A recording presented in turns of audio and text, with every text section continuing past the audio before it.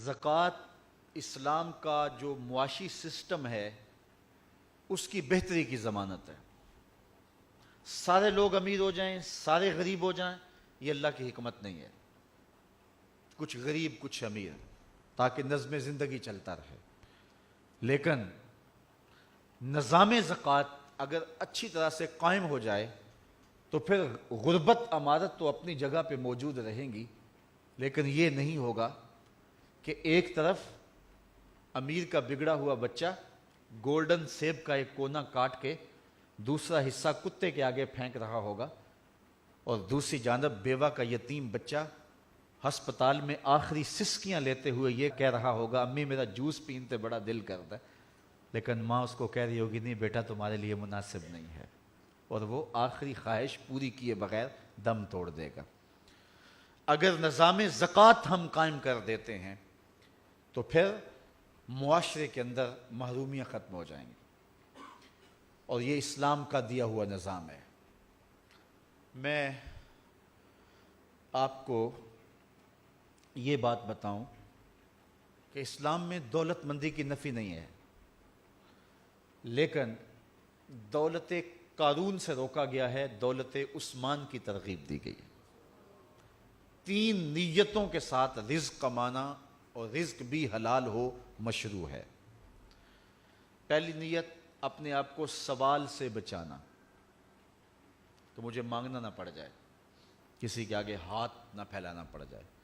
دوسری نیت اپنے بچوں کی کفالت کرنے کی نیت۔ تیسری نیت معاشرے کے اپاہج، کمزور یا جن کا کوئی کمانے والا نہیں ان کی مدد کرنے کی نیت۔ ان 3 نیتوں سے حلال کمایا تو شریعت میں محمود ہے، اور سچا تاجر کل قیامت کے دن نبیوں کے ساتھ اٹھایا جائے گا۔ یہ بہت بڑی بات ہے، لیکن نیتیں یہ 3 ہوں اور رزق بھی حلال ہو۔ اگر نیتیں یہی ہیں لیکن رزق حلال نہیں ہے، ڈاکہ اس لیے کیا کہ غریب بچیوں کی شادی کر دوں، تو نیت اچھی ہے لیکن عمل اچھا نہیں ہے۔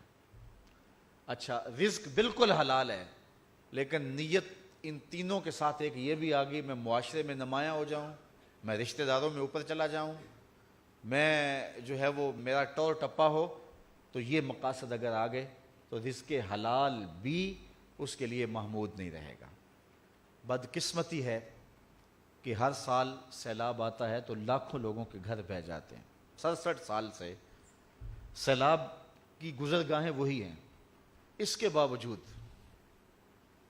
ابھی تک سیلاب تباہیاں مچاتا ہے۔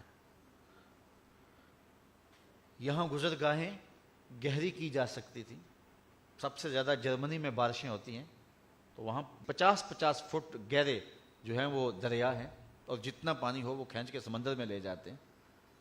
تو یہاں دریا زمین کے برابر کیوں ہیں؟ ان کو بھی گہرا ہونا چاہیے تھا، اور کروڑوں روپے کے فنڈز موجود ہیں، لیکن اسمبلیوں میں بیٹھے ہوئے منہ کے اندر سونے کا چمچ لے کے پیدا ہونے والوں کو کیا پتا کہ غریب کا جب گھروندہ گرتا ہے تو اس پہ کیا بیتتی ہے۔ وہ ماں جس نے پائی پائی جوڑ کے کمیٹیاں ڈال ڈال کے لوگوں کے گھروں کے برتن مانج مانج کے بیٹی کا جہیز بنایا ہوتا ہے، جب پانی کا ریلا بیٹی کا جہیز بہا کے لے جاتا ہے تو اس ماں کے دل پہ کیا گزرتی۔ میرے رونگٹے کھڑے ہو جاتے، مجھے ایک بات یاد آتی ہے۔ ایک شخص کی جوان بیٹی فوت ہو گئی، اور میں ان کے گھر فاتحہ کے لیے گیا، تو وہ خاتون بھی کہہ رہی تھی اور اس کا شوہر بھی کہہ رہا تھا،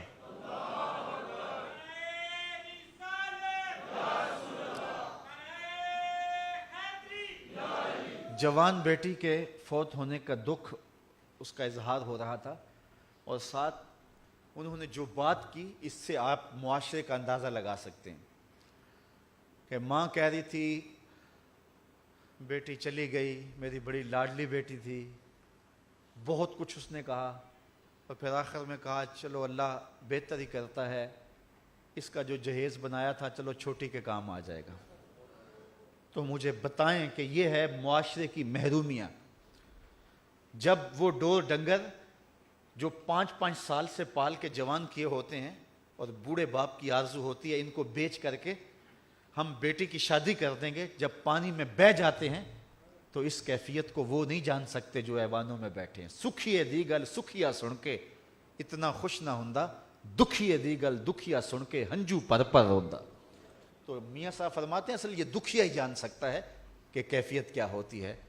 کاش کہ ہمارے آیان اقتدار کو یہ توفیق نصیب ہو کہ پشتوں کے لیے جو اربوں روپے پڑے ہیں اس سے جو ہے وہ بند باندھے جائیں، اور جو ہے وہ پانی کی آبی گزرگاہیں جو ہیں ان کو گہرا کیا جائے، اور ہر سال یہ ظلم اور یہ زیادتی نہ ہو۔ آفتیں تو آتی ہیں، تمام ممالک میں آتی ہیں، لیکن اس طرح کے نقصان نہیں ہوتے۔ یہ ہماری ناحکمتی کا نتیجہ ہے۔ پھر اشک شوئی کے لیے ہم جو ہیں وہ انہیں کچھ کر رہے ہوتے ہیں، اور وہ بھی وعدوں تک جو ہے وہ حاصل ہوتا ہے، اس کے آگے کچھ نہیں ہوتا۔